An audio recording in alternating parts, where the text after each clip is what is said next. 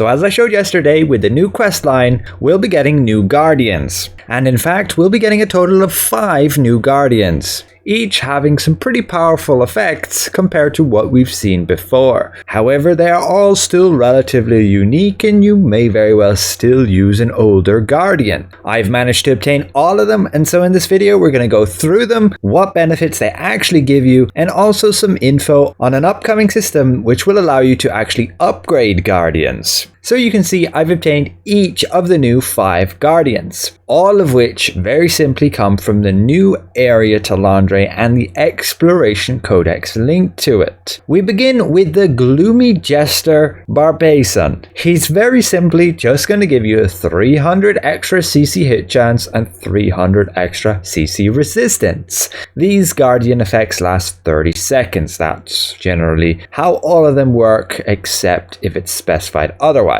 Before we cast it, we can quickly check those stats. Activating it morphs you into it, and we can indeed see we gain a 300 increase on all of these CC stats. The Guardian looks really cool. Honestly, I would like to be able to get some outfits that look like these, and you'll very simply obtain him through the Exploration Codex Burkent Manor way down the bottom here. You just have to put together a picture and kill a bunch of demons and you get him. But the next one is the True Defender Pluton, an 80% chance to pull up to 10 targets in a 5-meter radius towards you and increase your endurance by 30 per pulled target. We can quickly check our endurance here, and it's 100 on all of them. We have 3 targets there within 5 meters, and casting it pulled 2 of them, but only increased our endurance by 30. So this could potentially be bugged that you're only going to gain a maximum of 30 endurance. Not very reliable, and honestly, that range of only 5 meters, like this distance here, does not really seem like a lot. However, it may in some way fill out the role that the giant Cordy crossbow does on a lot of those builds which require enemies to be next to you while you use your Annihilation Barrage shot. So activating this just before you cast it might help, since not everybody's going to be able to have the Cordy crossbow. So the potential is there for it to be pretty useful. But again, this endurance bug should get fixed. And you'll simply obtain him by doing your Exploration Codex in the Black Anvil Forge. Another very easy one to complete, and I honestly got him without noticing. We then jump to the Fairy Archer Rafadriel. This one looks great with a support effect, creating a wind barrier around you for a 5-meter radius,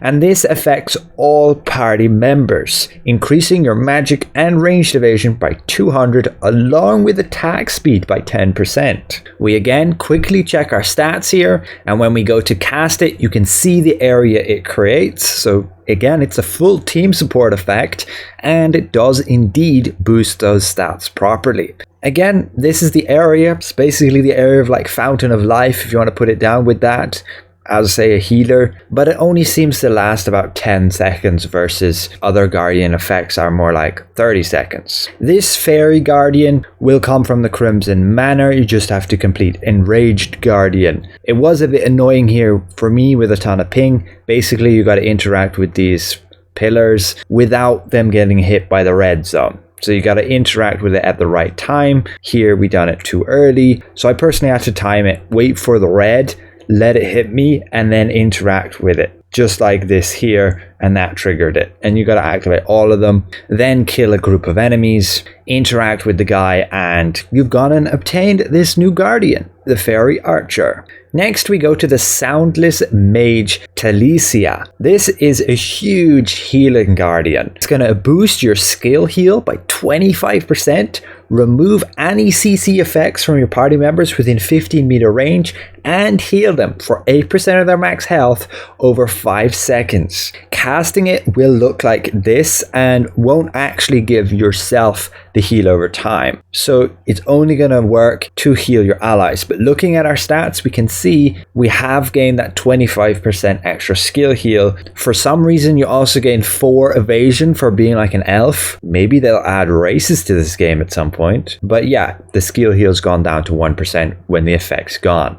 And it does seem to last for the full 30 seconds, but the heal is only for the first 5 seconds. So that's a pretty significant boost to your skill heal for that duration. She's simply obtained in the Forest of the Great Tree when you do this Into the Fray task. I believe you just had to interact with a bunch of trees to solve a little bit of a puzzle, but it wasn't anything that took me much time. And the final guardian is the Wild Enchanter Dreadal. This looks great for the damage dealers.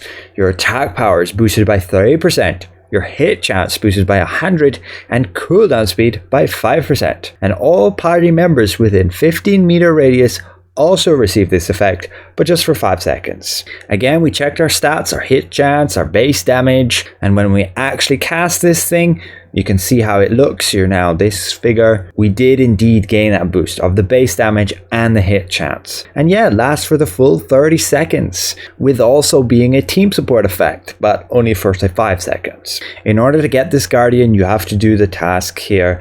Rescue the bride in distress, linked to this area, and you basically go to a coffin and speak to some artifact that's in it. You then have to disrupt a wedding. You have to sneak past these guards. If you're next to, say, citizens, then they won't find you, and you probably get the most trouble here.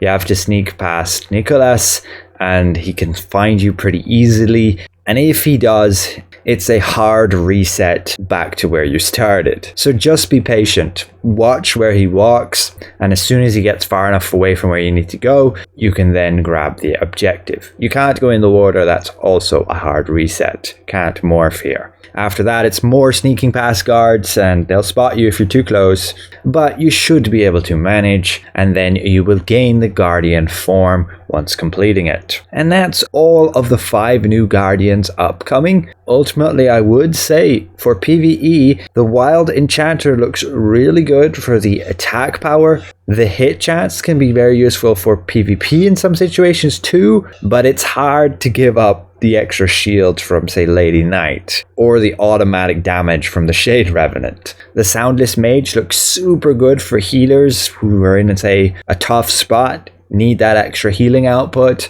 and the Fairy Archer just looks like, yeah, a great support effect there, even just to use for the attack speed buff during a burst window to support your teammates. And yeah, this pull effect here from the True Defender, I'm sure some of you can come in with some clutch plays with it. But finally, if you haven't seen already, we do have news of the eventual introduction of a Guardian upgrade system. It was announced with the Korean roadmap to come in April. You can see here translated to Guardian Growth. This would allow you to strengthen the effect, making them even more impactful, but the main source to gain these Guardian Growth materials to upgrade them will be through the new raids. They'll be adding exclusive active skills for each Guardian that can be used when transformed, and a bond system to acquire additional stats by collecting Guardians. The raids, if you're not aware, will be like 12-man raids, with potentially even tier 3 gear, like legendary stuff, a new grade of equipment, as it says here, for weapons and armor.